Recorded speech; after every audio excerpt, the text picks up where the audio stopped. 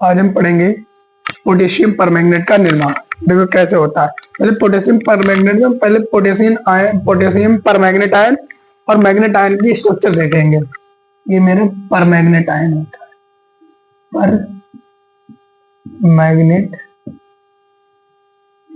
Ion. Permanganate में अमाइनो4 negative होता है, सिर्फ होता है अमाइनो4 निगेटिव।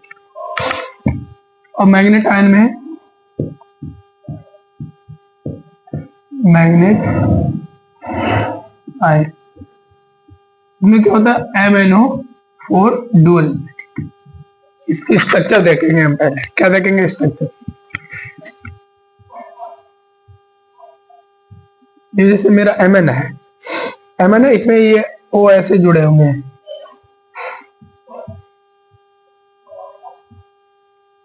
और ये इस पे माइनस होगा, लोन पेयर होगा। ठीक है, यहाँ पे इसकी स्ट्रक्चर बनाएंगे, इसमें डुअल नेगेटिव होंगे।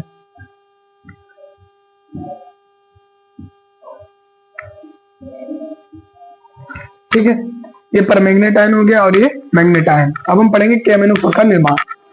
KMnO4 का निर्माण,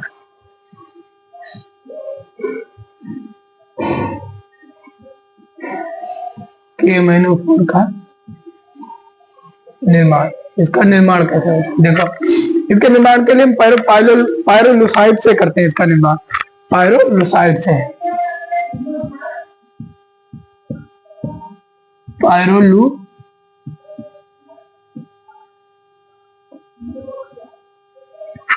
पायरोलुसाइड से करेंगे। पायरोलुसाइड क्या होता है मेरा? MnO2।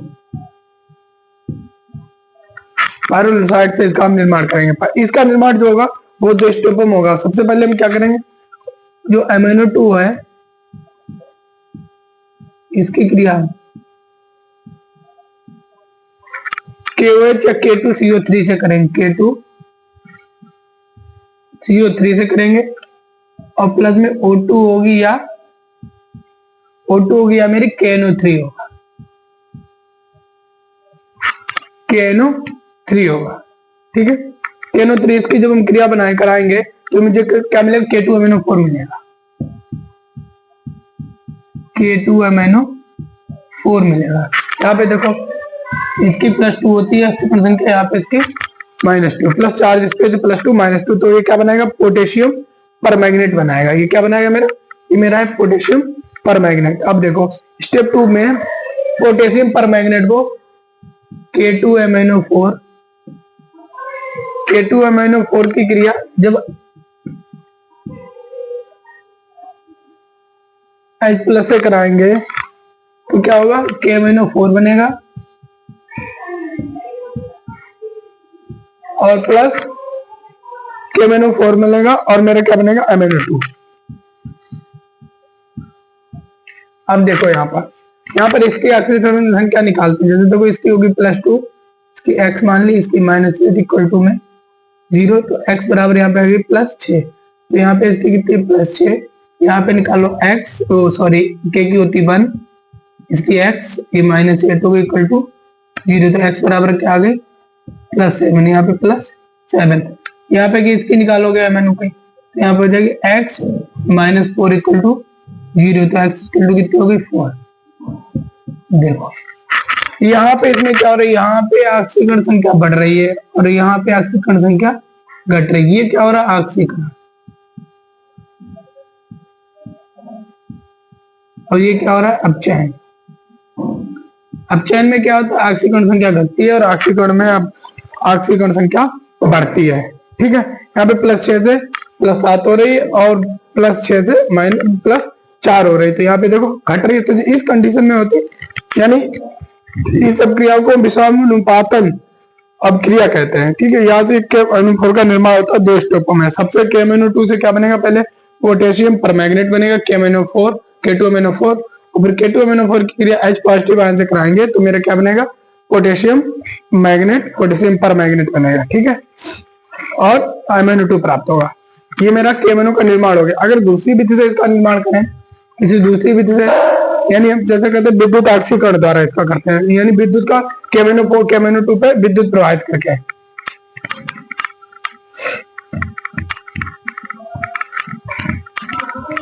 अब देखो हमें क्या करेंगे, विद्युत आक्सीकरण द्वारा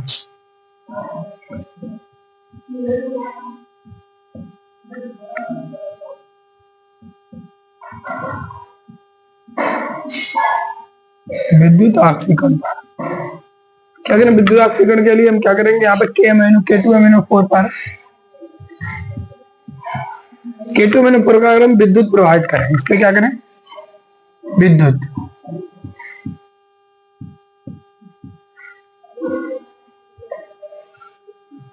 ये माना मेरा ऋण सिरा है और ये मेरा धन।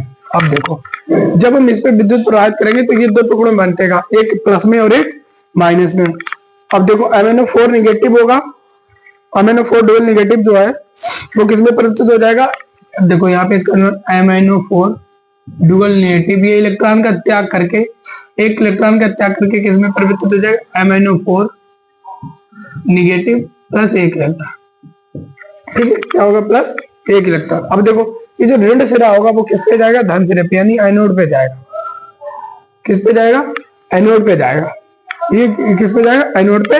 और यहाँ पे क्या निर्माण करेगा, KMnO4 का, KMnO4 का निर्माण करेगा। देखो आक्सीकरण हो रहा है, यहाँ पे बोला इसकी आक्सीकरण संख्या 6 और यहाँ पे इसकी कितनी, 7। तो ये क्या थी, ये विद्युत आक्सीकरण द्वारा। अगला है आक्सीकारकों द्वारा आक्सीकरण। अगला मेरे इसके आक्सीकारकों द्वारा आक्सीकरण।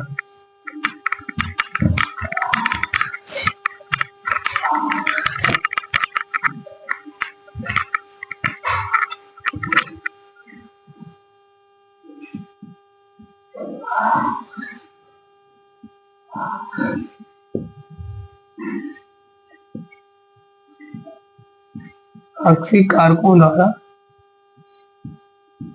आक्सीकरण।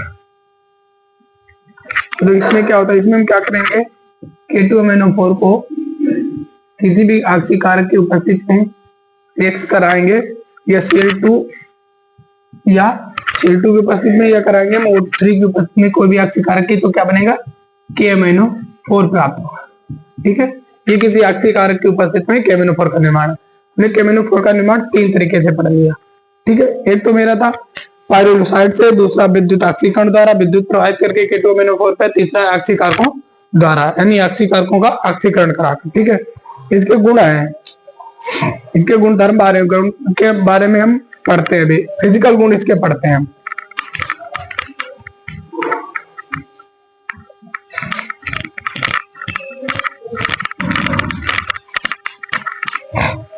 गुण, गुण क्या है, गुण पहला ही, जो ठंडे जल होगा, ठंडा जल, ठंडे जल में ये कम विलायक है। ठंडे जल में ये कम विलायक। और जो गर्म जल होगा,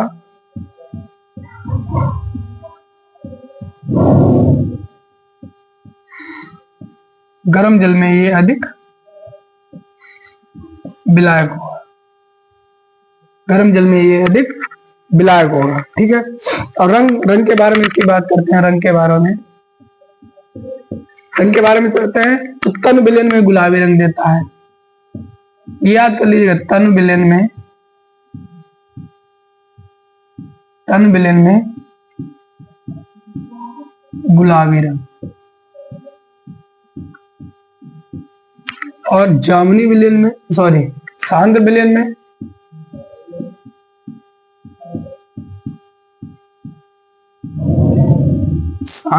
में जामुनी रंग देता है। और तीसरा ठोस में काला रंग देता है। ठोसों में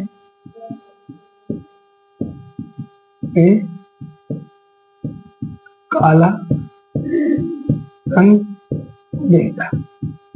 K2MnO4। ठीक, अब पहले हम पढ़ेंगे इसमें ऊष्मा का प्रभाव। पहला क्या है, ऊष्मा का प्रभाव।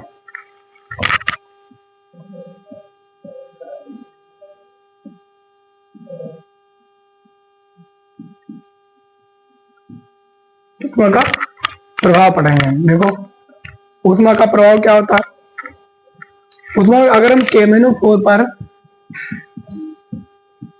ऊष्मा प्रवाहित करें, तो क्या होगा, ये K2MnO4 में विभक्त हो जाएगा, किसमें, K2MnO4 में, प्लस MnO2 प्राप्त होगा और प्लस में O2।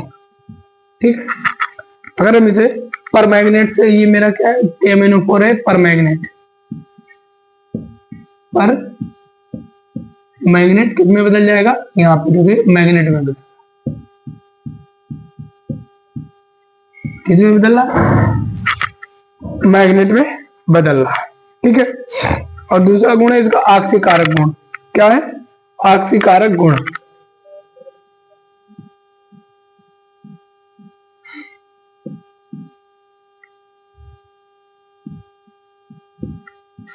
आक्सीकारक में क्या होता है, ये आक्सीकारक में खुद का अपचयन करता है, यानी अपचयन का मतलब आक्सीकरण की संख्या कम होती है। अब देखो, खुद का अपचयन होता है, इसमें खुद का अपचयन होता है, यानी KMnO4 का अपचयन होता है, खुद का अपचयन। ठीक, इसके कुछ पॉइंट है वो लिखते हैं, यानी K2Cr2 से अधिक प्रबल होता है, K2Cr2O7 से प्रबल आक्सीकारक होता है।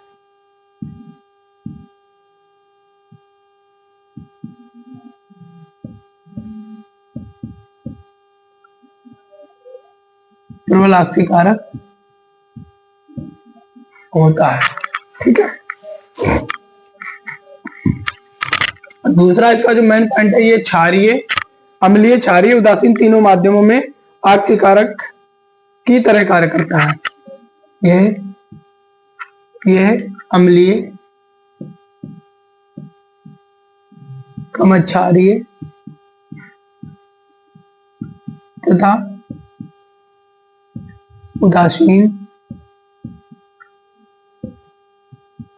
माध्यम में आक्सीकारक की तरह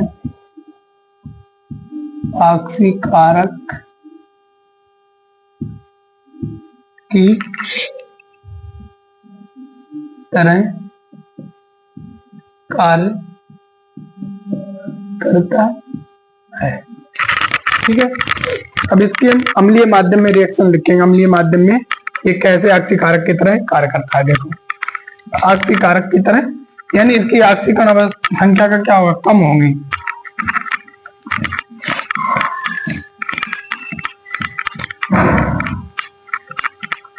की आक्सीकरण संख्या कम हो जाए अम्लीय माध्यम में।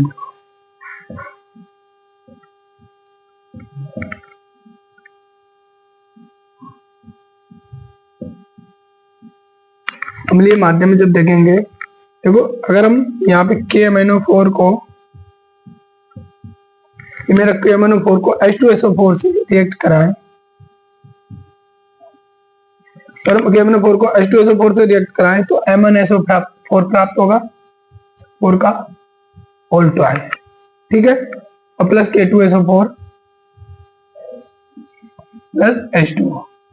देखो यहाँ पर इसकी ऑक्सीकरण संख्या कितनी, +7, यहाँ पे कितनी, +7। देखो इसका ऑक्सीकरण हो रहा। अब देखो क्षारीय माध्यम में देखेंगे, दूसरा क्षारीय माध्यम,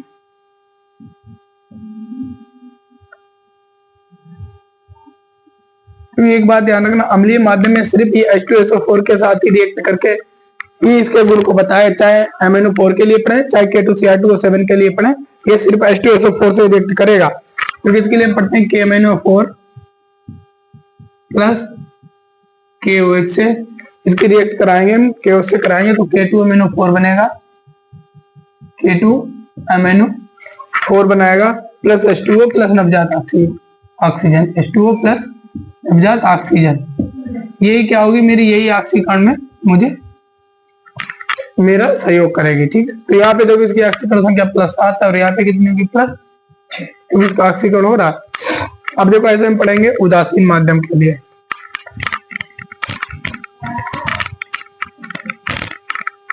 उदासीन